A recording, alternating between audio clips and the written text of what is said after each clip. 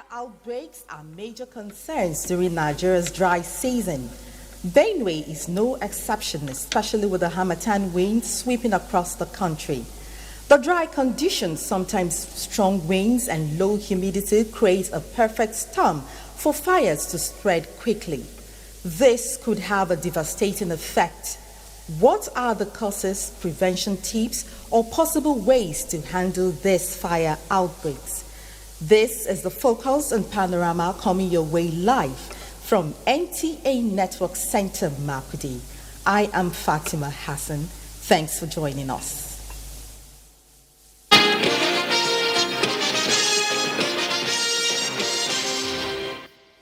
Bandits attack on Kasuan Daji Market in Demo Village, Borgu local government area of Niger State. Information released by the Police Public Relations Officer, Niger State Command SP Wasiu Abiodun, reveals that after a combined team of security agents visited the community for assessment, it has confirmed that 30 persons have been killed by the bandits, with an unknown number abducted. SP Wasiu Abiodun also revealed that efforts are currently on to rescue those abducted by the bandits. Details will be made available as the situation unfolds. Troops of 12th Brigade Nigerian Army Lokoja on Saturday, 3rd January 2026 recorded another operational successes following coordinated patrols and ambush conducted in Kaba, Bunu, and Yagba West local government area of Kogi State. A statement by the Acting Assistant Director, Army Public Relations, 12th Brigade Nigerian Army, Lieutenant Hassan Abdullahi, says troops acting on intelligence on the movement of bandits from Adankolo area towards Agbadu Bunu in Kaba Bunu local government area swiftly deployed and laid ambush at bandits' identified crossing point. He says the bandits subsequently ran into the troops' ambush where they were engaged. In the course of the encounter, troops neutralized 2 bandits and recovered 1 AK-47 rifle. Relatedly, further intelligence revealed another movement of bandits around Saminaka village in Yagba West local government area. The statement says troops, in conjunction with local vigilantes, conducted a patrol to the village and adjoining forested area.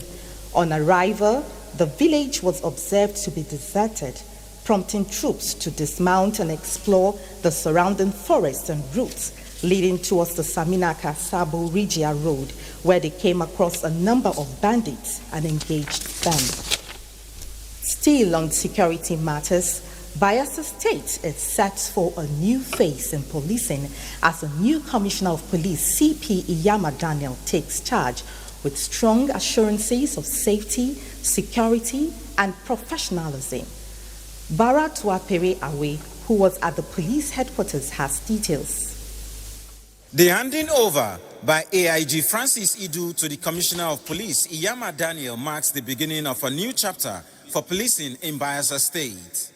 Bayelsa is uniquely characterized by its vast waterways, oil and gas installation, and a vibrant youthful population. These features require policing strategies that are adaptive, inclusive, and responsive to both conventional and emerging security challenges. I have reviewed the existing security architecture, and improvement will be made to confront security challenges decisively. CP Iyama Daniel assured residents that his strategy would combine manpower with modern security technology to ensure Bayelsa State not only remains peaceful but becomes even safer under his watch. The command will strengthen the deployment of drone technology, surveillance cameras, and other tools in crime prevention and detention. We will improve on our intelligence gathering methods and utilize digital tools to respond swiftly to security challenges. The event also featured the decoration of senior officers of the Bayelsa State Police Command with their new ranks, a symbolic moment reflecting renewed commitment, dedication, and professionalism within the force. They are been decorated as the CSP of the Nigerian Police Force. We are going to put in our best. Promotion call for more duty, and we are going to put in our best to ensure that the mission of the Inspector General of Police is achieved. With a new commissioner at the helm and fresh momentum within the command, expectations are high that Bayelsa State will continue on the path of peace and security. In Yenegua, Baratwaipre Awe, NTA News. Benue State Governor Hyacinth Alia has assented to the 2026 appropriation bill of 695.1 billion naira. Speaker of the Benue State House of Assembly, Alfred Mbega, presented the document to the governor. Elias Itiab reports. Recall that the governor had presented a 2026 appropriation proposal of 605.5 billion naira to the Benue State House of Assembly for scrutiny, after which the House increased the figure to 695.1 billion naira. Speaker of the Benue State House of Assembly, Alfred Mbega, while presenting the revised document to the governor, said the increase is due to present economic realities. Governor Hyacinth Alia, after signing the budget, which he described as a budget of rural development, livelihood support and sustained growth, said the appropriation is guided by aspirations that bind the people of the state to a greater tomorrow. Governor Alia commended the Benue State House of Assembly for their diligence, transparency and patriotic budget processes. And with this budget, we make a bold declaration. The era of rural neglect is over. The 2026 budget deliberately prioritizes rural transformation through feeder roads, bridges, water supply, rural electrification, and climate-smart infrastructure. When we connect farms to markets, we unlock wealth. When we connect communities to schools and hospitals, we secure dignity. He assured the people of the state that implementation will be carried out with discipline and accountability, stressing that the success of the budget will be ultimately measured by its impact on the lives of Benue residents. In Makudi, Elias Itiaf, NTA News. Hundreds of residents of Ogbadibo local government area of Benue State have benefited from a free medical outreach organized by Ambassador Dr. Patrick Onogu Jerome in collaboration with the International Society of Diplomats and MEG Cancer Foundation. Blessing Omeche Ebute reports. Access to quality healthcare service has remained a burden to people, especially in the rural areas, as they have to travel long distances for medical treatment. The free medical outreach held at the General Hospital Ijadoga Otukpa, therefore, is organized to offer medical screening and treatments, including blood pressure checks, malaria parasite tests, reader tests, hepatitis screening, random blood sugar and red blood cells check, as well as medical consultations, counseling, surgeries, and referrals. The free treatment and the drug that was given to me, I'm very, very happy. I'm also praying for their long life and prosperity. Very laudable project. First of it counts around this side, and I believe it is the Lord's doing. Organizer of the event, a special emissary of the International Society of Diplomats, Dr. Patrick Onogu, said the initiative was conceived as a way of giving back to his community during the festive season. We want to see good health care for our people. We want to carry out early campaign and health awareness to the community so that they can be able to prevent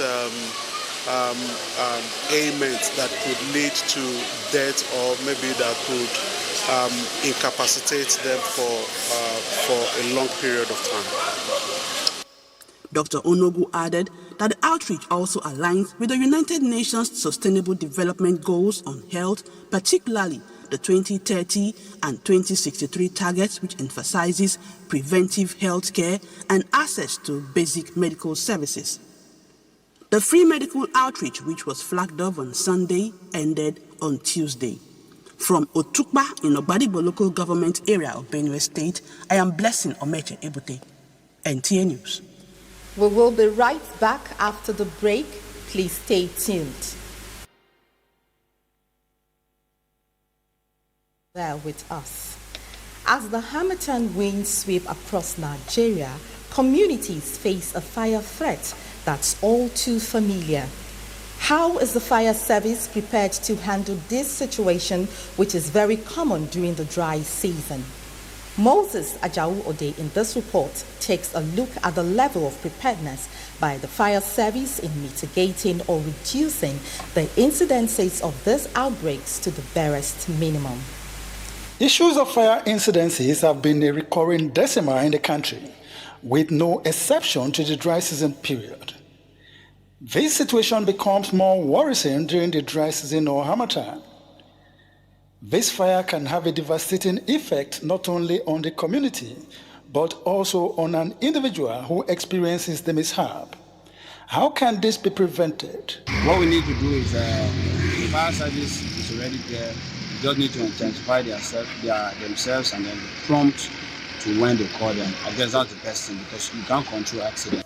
Reflecting on the statistics of fire-related disaster last year, it is believed that effective collaboration among stakeholders will go a long way in reducing such mishaps. The state fire service owes the state the responsibility of ensuring that the property and the citizens of the state are being protected against fire outbreak.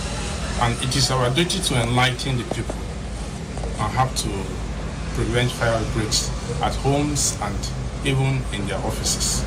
So far, 3 fire stations situated in Boku, Makudi are said to be fully operational, while work is in progress to activate the Otupo fire station. In Makudi, Moses Ajao-Ode, NTA News. Joining me in the studio to talk more on fire prevention and safety is the head of Fire Prevention and Safety, Benue State Fire Service, Makudi, Akpen Mark. Thanks for joining us on Panorama today. Thank you very much, Fatima. Okay, so the risk of fire outbreaks is heightened during the dry season. What are the causes? Why is the dry season related to more fire outbreaks? Thank you for the wonderful question you have put before me.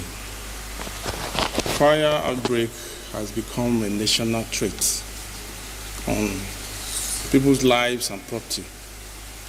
And it is the duty of the fire service as government to ensure that these issues are being taken care of. The reason why the dry season prompts fire outbreak is because during the dry season and the harmattan period, everything is dried up and allows a situation that when a spark comes, it will ignite a fire outbreak. And we have so many causes of this fire outbreak. It is as a result of human activities. Okay, so what are some of these human activities? First is electrical fault. From the engineering stage or building stage of a building, it is expected that you should procure a standard electrical materials to wire up your house so that if there is any spark or any issue, it will not escalate, it will not escalate. As most people expect. Really. And sometimes people overload their electrical socket. And when you overload your electrical socket, it paves way to a spark that can lead to fire outbreak. And you know, this fire outbreak starts at the eminent stage and graduates to a bigger stage that consumes the whole property that one has suffered over the years to invest in. Okay, so when you say eminent stage, what does that mean? At the primary stage of it. Okay. And it will graduate. So now generate and create more havoc. Really. Okay, so you said fire outbreak is a threat to the nation earlier. That was what you said. So how can individuals and communities that live in dry vegetation areas, how can they manage, prevent fire outbreaks? Because we have said the dry season, causes more of those fire outbreaks, and you have said one of the causes is electrical. Outside electrical, for those who are not in an environment where you can say it is an electrical fault, those in dry vegetation areas, how can they prevent fire outbreaks? Yes. People in dry vegetation areas should avoid bush burning. People believe that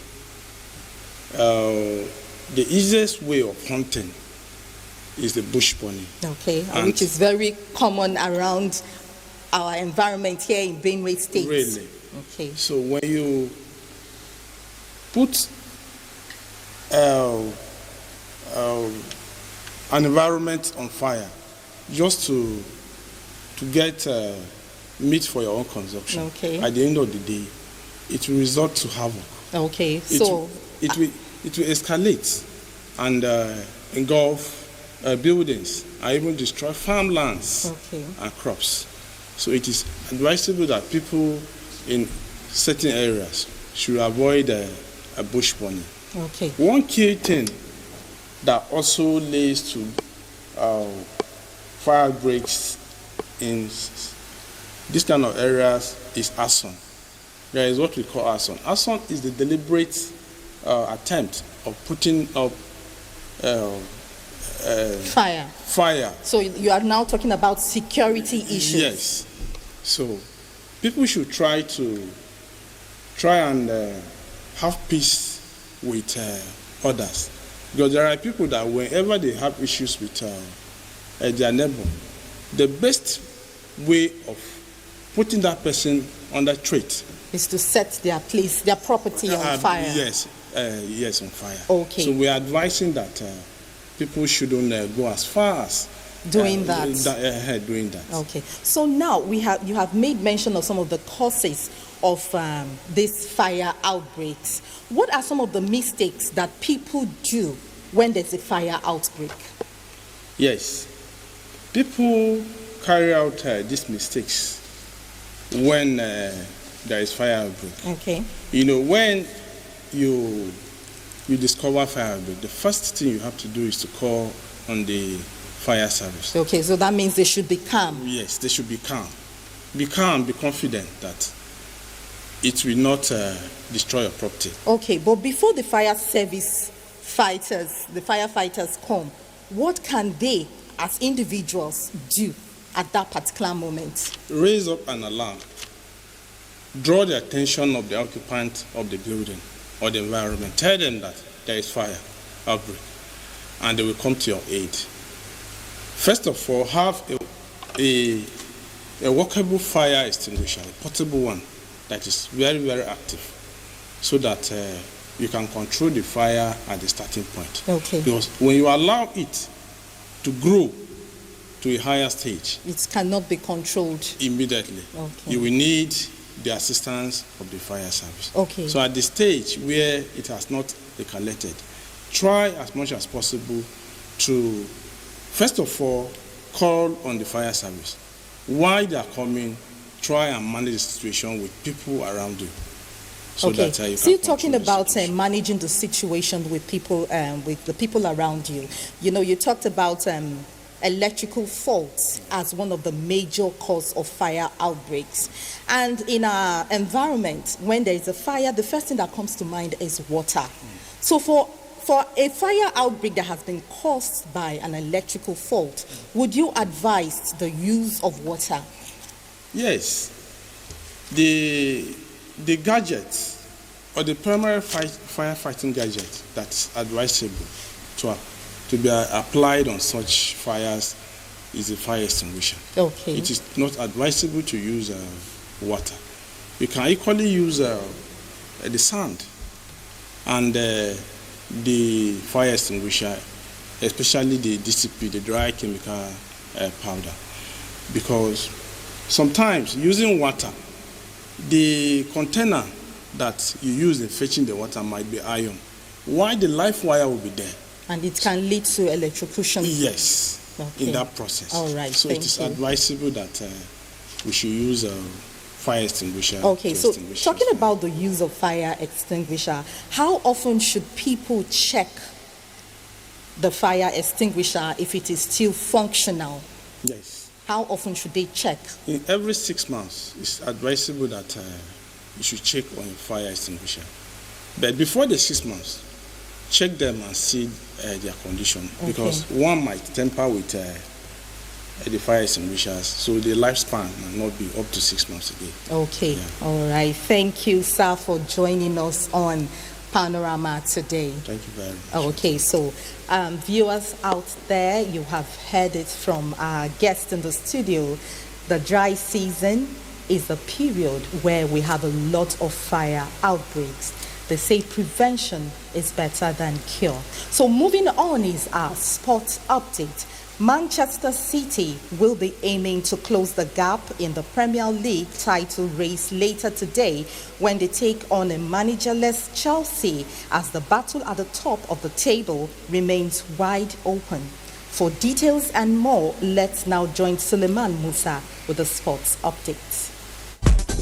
Ahead of their crucial AFCON round of 16 showdown with Mozambique's Mambas, the Super Eagles of Nigeria have intensified tactical preparations for Monday's encounter, with confidence and belief continuing to grow within the camp. The team held both morning and evening training sessions, with all available players participating except those sidelined by injury. Nigeria secured qualification for the knockout stage after winning all 3 Group C matches, scoring 8 goals and conceding 4. Still on AFCON, the Teranga Lions of Senegal have booked a place in the quarter-finals of the Africa Cup of Nations in Morocco after a 3-1 victory over Sudan in the opening round of 16 match. Meanwhile, Mali advanced to the quarter-finals after edging Tunisia on penalties, despite playing almost the entire match with 10 men. Tunisia thought they had sealed victory with a late goal in the 88th minute, but Mali equalized deep into stoppage time to force extra time before winning 3-2 in the penalty shootout. Mali will now face 2021 champion Senegal in the last 8. In Sunday's round of 16 fixtures, host Morocco take on Tanzania, while South Africa face Cameroon. Elsewhere, Wolverhampton Wanderers claimed their first Premier League win of the season with a convincing 3-0 victory over West Ham, though they remain in the relegation zone. Burnley fell to a 2-0 away defeat at Brighton, while Arsenal is past Bournemouth to extend their lead at the top of the table to 6 points and maintain their title push. On Sunday, Leeds United host Manchester United. Liverpool travel to Craven Cottage to face Fulham. Tottenham welcome Sunderland, and the weekend concludes with a blockbuster Super Sunday clash between Manchester City and Chelsea. With sports update, Suleiman Musa, NTA News. Update wraps it up on Panorama today. Thanks for watching. Do have a productive week. I am Fatima Hassan.